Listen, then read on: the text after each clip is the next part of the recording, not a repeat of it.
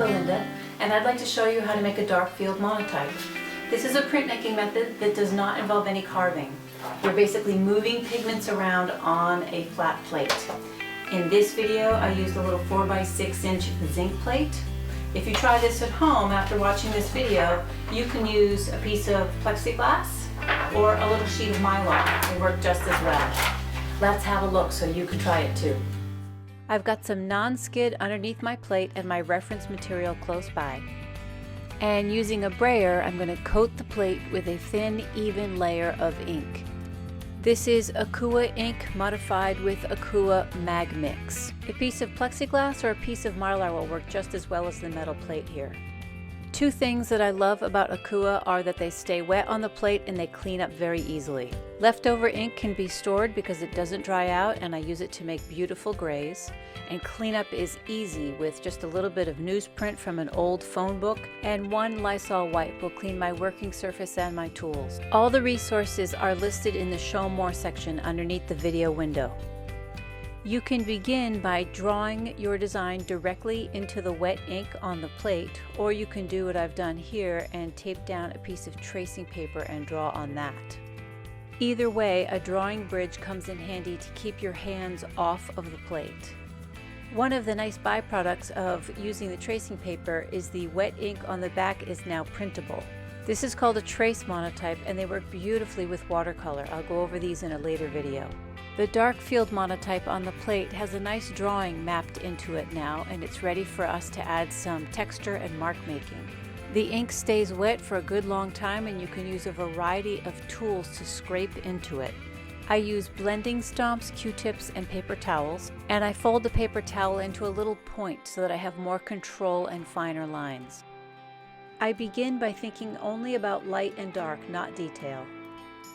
On a dark field monotype, as you wipe away the ink, think about carving light into the image. This piece is a portrait for someone who lost their loved and elderly dog, so I want the head and face to be the focus. I also want a likeness, so I'm going in and adding some of the details of the facial features now. Experiment with tools so that you can vary your mark making. I'm using pointed objects to add fur and texture. And I'm also thinking about clearing the ink away so the paper will be exposed for other media later. After scraping in some of the harder lines, you can go in with a fingertip or the paper towel to tap those out and soften them.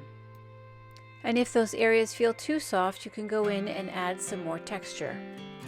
The ink remains wet, so you can push it around, clear it out, or add some more by tapping it back in. By tapping my finger on adjacent areas that are still wet, I'm able to bring the ink over areas that I've cleared to recoat it again. This works well to soften harder edges or give you an opportunity to go back in and do some more mark making. Before printing, I'm wiping the beveled edges for a clean print, and I'll lay the plate on my press face up. I'm using a 4x6 piece of mat board to raise the plate so that I get a little bit more of a plate impression. My paper has already been soaked and blotted, and I align it with the plate and lay it on top of the wet ink. If you don't have access to a press, you would follow these steps right up to this point, and then use the back of a metal spoon to just rub the paper into the ink. Keeping the paper stationary with one hand and using small circular motions with the spoon, you will transfer the ink to the paper. This is the same method that I just used on the trace monotype earlier in the video. After a quick trip through the press, I have a dark field monotype. Once Akua ink is transferred to paper, it dries very quickly, so the next morning I begin to add other media. I'm using Prismacolor colored pencil, adding layers and then buffing them with paper towel and then adding more layers on top of that. The waxy colored pencils adhere to the Akua ink beautifully like chalk on a chalkboard. With some of the mark making on your monotype showing through and then stacks of color added on with colored pencil, you get a very rich, wonderful image. I'm playing with warm and cool colors here to add some dimensionality to the portrait.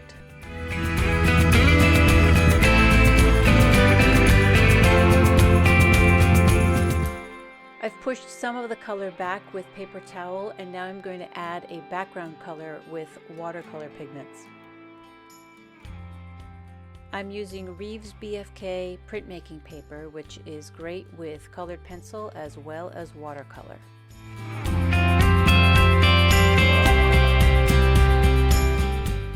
The last step is to clean your margins with a soft eraser and then sign and title your print. So that was a little dark field monotype with colored pencil. There are more videos in the works, so subscribe, that way you won't miss anything. If you liked the video, please leave me a thumbs up. If you have any questions, leave them in the comment section down below. And all the materials that were used on this video are listed also in the more info box below this video screen. Stay in touch, make something fun, and I'll see you on the next video. Bye-bye.